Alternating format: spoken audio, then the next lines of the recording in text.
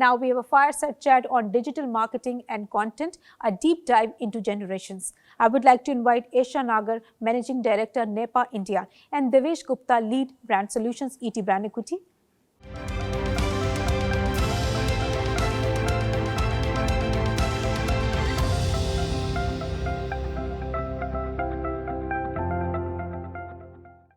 Hello, everyone, and welcome to the next session of the day. Digital marketing and content, a deep dive into generations. Age is an extremely important metric for every brand when they are reaching out to their audiences. They create the right segments, tailor their products, and customize the experiences on the basis of this metric.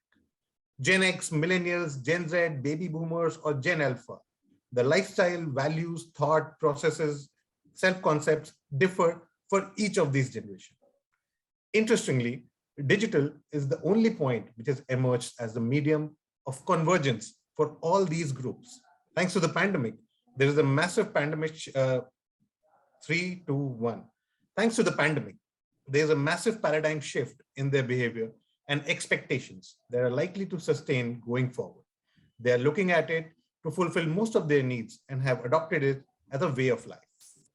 Today, all these groups expect brands to deliver a personalized experience and engage with them on their preferred channel. Brands are investing in tools and technologies to learn about the consumer in each of these groups and are adjusting their communication and goals accordingly. In a nutshell, it is clear to most marketers that one solution for all will not fit. They have learned that sweeping generalizations about their consumers can cause backlash, while deep insights about them can help them resonate with their audiences much better. So, in this session, we will deep dive into the new rules of this changing paradigm and how brands can utilize data to connect and engage with their customers of different cohorts. I welcome my guest for the day is Ms. Esha Nagar, Managing Director, NEPA India. Welcome, Esha. Thank you so much, Devesh, for the brief introduction of the topic. Thank you. Glad you can make it to this session. Yes, very excited. First things first, Esha. I mean, how have these multiple categories, Gen X, Millennials, Gen Z, Baby Boomers, or the Gen Alpha, have they, adopted a digital medium? Yeah. That's one is a very broad spectrum that we are talking about, absolutely, right? And we're talking about 5 to 6 generations in right, one go. And very interestingly, as you mentioned, age is such an important lever. And the most obvious differentiation between different generations that were raised or different eras that they were raised in, I believe, is the presence of technology. Right. The type of technology that existed in those times, and lastly, the intent with which these generations adopted technology. And thus, I think this topic makes for such an interesting discussion. If I were to take, the further end of the spectrum, because you started with Gen X and Boomers, the further end and the oldest generations that we're talking about, and the way they adopted digital is very interesting.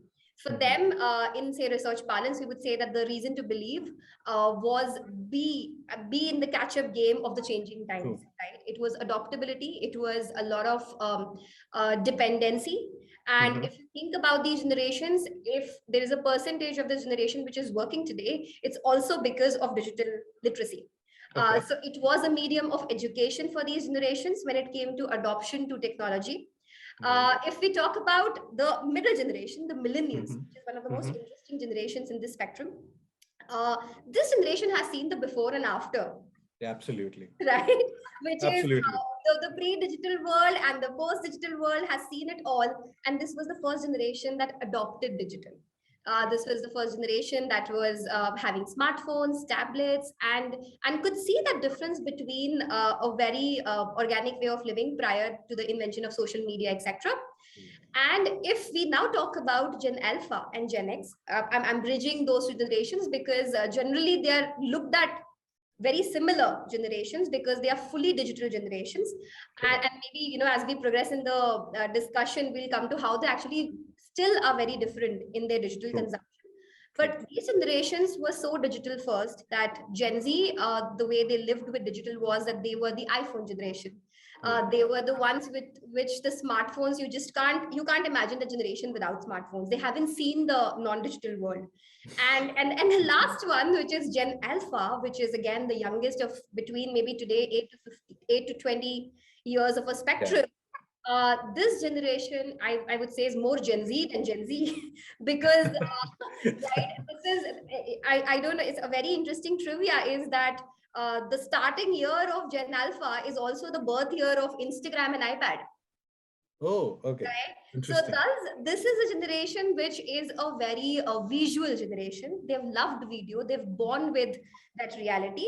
And I think in a way, with the last two, the the youngest generations that we're talking about, you can't really separate the real and the virtual world. It Correct. converges. So I think the Correct. digital adoption story in the spectrum is so interesting, Correct. and also the intent by far. Correct, correct. So while researching about this subject, I was Yeah, actually kind of imagining my digital adoption story. So, yeah, starting from those landline phones to buying the internet packs on the CDs and, yes, putting those phone lines into the circuits and then evolving to one of the first mobile phones where the cost of a call and yeah, internet was a dream and, downloading movies through torrents for like yes. a day long thing. So it is pretty interesting how it has, kind of evolved. Yeah. So coming up, to the next part, which is like, what are some of the key factors, that are driving this adoption of digital medium, to these generations? Yeah. So I think that, as I previously said, that for the older generations, it has been Hmm. convenience and catch-up game, and it's largely been functional, so to say, more in the form of literacy. But Okay. apart from one, the existence of technology itself, there have been a lot of factors which have led to that catalyst effect or the Right. hyperdrive. I would Right. say one of the most important, of course, has been internet being very cheap, Correct. becoming that universal definition and the democratization that happened, for the millennial age group, for example, where everyone could afford it. It sort of also brought in a lot of regions, different sections of society together, right? Correct. In its true form, it became one of the essentials. So I think Mhm. that is something that would be the primary factor that has led to this being on a growth curve. The Mhm. second one, as you were, talking about the topic when you were giving that introduction, you talked about the pandemic. Yeah. And if we talk about, say, Gen Z and millennials, they combined together are the strongest workforce, Okay. right, in Mhm. terms of numbers. Mhm. And combined, their influence and purchasing power is also Mhm. tremendous in today's Right. time. Right. That means that with the disruption in work from home, with the disruption in education, uh, Correct. cutting that line in terms of consumer tech, that led to digital adoption seemingly well. Okay. That is also one reason that the Gen Alpha was impacted in a way, because when Hmm. you try and calculate and put the researcher's hat, then Right. Gen Alpha basically has millennial parents. True. Absolutely. So this, I think that millennials again is the generation that have played an important role, one in enabling their parents, which were boomers or Hmm. Gen X. And Correct. also they have played this very interesting role in terms of enabling Gen Alpha and giving Correct. that natural pod of existence digitally. But I think that pandemic has to carry that weight in terms of a lever, True. fortunately, unfortunately, because there are pros and cons of what it led to in terms of Absolutely. digital dependencies. But I think that definitely marks one of the critical levers of this digital adoption being so fast paced. Maybe it could have taken 5 years, but it just happened in like 2 years. Absolutely, absolutely. So, coming to the part that, where all these categories exist, Gen X, Gen Yeah. Z, Alpha, baby boomers, etc. So are brands doing enough, to create products for these specific cohorts Hmm. and, altering their communication accordingly? Because it's absolutely true that one solution or one single product would Yeah. not fit to all. I mean, Yeah, like that would.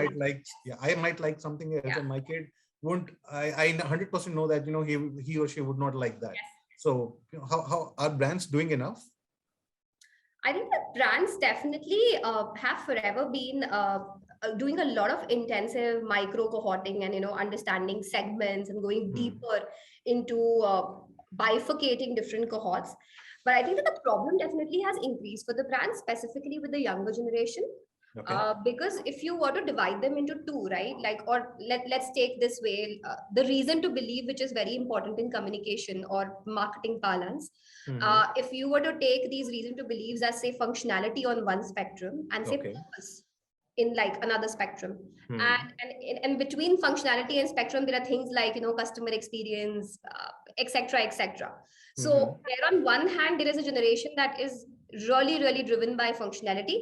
uh, Hmm. there are millennials who are driven by a lot by experience, and Mhm. then the younger generations which are holding purpose very Okay. strong. Yeah. So thus, at least in the work that we have done with brands and these problems that come in terms of how to reach out to them or how to communicate to them, yes, we are getting deeper into how to change those strategies, and brands are tweaking a lot of strategies, so to say, uh, basis what suits the different generations. Okay. I'll take an example. If we talk about, say, the alphas and the Zs, right? They have been living in a virtual world, and we Mhm. always used to talk about personalization very strongly.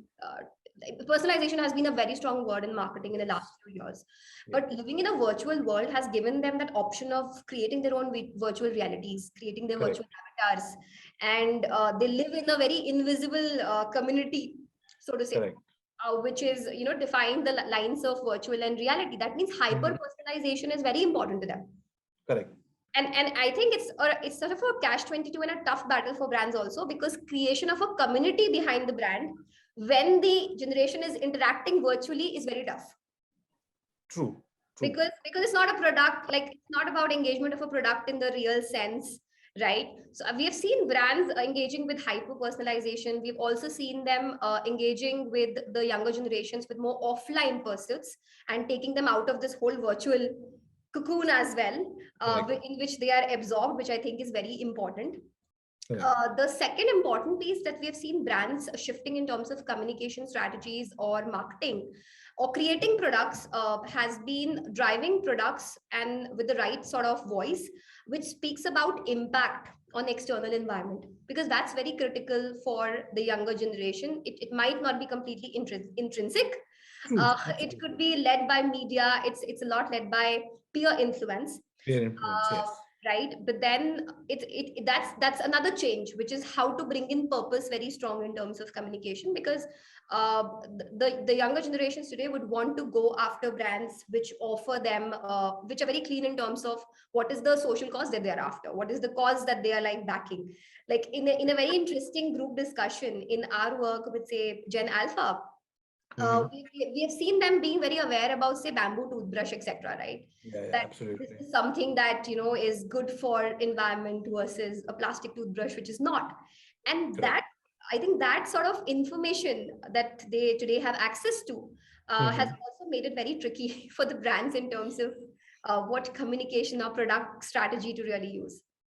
So all this boils down to one thing, which is like Yeah. understanding the data about this this generation, this particular cohort. How well are brands able to understand their consumers? How well are brands able to map their priorities, map their preferences? So are brands, according to you, and you talk to a lot of partners, are they investing enough in data and technology to understand and map their consumer better? Yes, I think definitely a strong yes there. In fact, I would actually call this out that during pandemic we thought that everyone has access to data. Like when I say everyone, it's the brands that we are working Hmm. with, and a lot of quantitative data which is sitting with them. Social media has given access to so much of big data today, Hmm. and we thought that maybe the intensity with which the brands would look at external sources or third party data would sort of decrease. But Okay. on the other hand, it's actually increased, because there is a lot of data sitting in the market, but then the ability to churn insights from it is not something which is existing at that capacity. And a Okay. lot of exploratory work and a lot of qualitative work is being commissioned Hmm. in this direction in terms of understanding of generations, because Hmm. I think it's very important to also understand the categories also have changed in in our ecosystem, where Hmm. FMCG categories or consumer durables, which were the essentials, today a lot of consumer tech has taken that forefront. OTT has taken forefront as an essential category. So the intent with which the consumers are using these categories, that has changed. The social Okay. economic reasons have changed because of pandemic, non-pandemic, a mix of reasons. And for that, I think a lot of exploratory work is commissioned to understand these cohorts, and that is something that the brands are always interested in, which is what is the consumer voice. Okay. They don't think too much about category, but more about the mindset, rather. We also see that a lot of passive data measurement techniques and a lot of AI driven measures have also come to the scene. Okay. However, it's very easy for the older generations, which is millennials and the further end, to understand them using this. But the younger generation, because of a lot of protocols and research itself, you're not able Precisely. to understand them from a marketing lens. But then through parents of the younger generation, you can still try and understand a lot that's going in terms of either consumption or purchases, or the way they look at the marketing landscape or the consumer landscape. Precisely. So it was, I mean, like, you brought some really interesting points about, all the cohorts, and especially about the younger generation, the Gen Z generation, which are, we can call them as an iPhone generation, we can call Yes. them as an iPad generation, or we can call them as an Instagram generation, and how brands are thinking about them, and how brands are investing into data to understand, Yeah. map their audiences better, and how social media, how peer influencers, and how their exposure to the overall media is actually kind of influencing their choices. Yes. Thank you very much, Isha, for being a part of this, for bringing this insights and being a part of this discussion. Thank you very much for sharing your time with us. Thank you. Thank you for having me here. It was lovely to chat around. This is always interests us to talk about consumer segments. Absolutely. Yeah, and it was immense learning for me as well as the audience. Thank you very much, Isha. Thanks.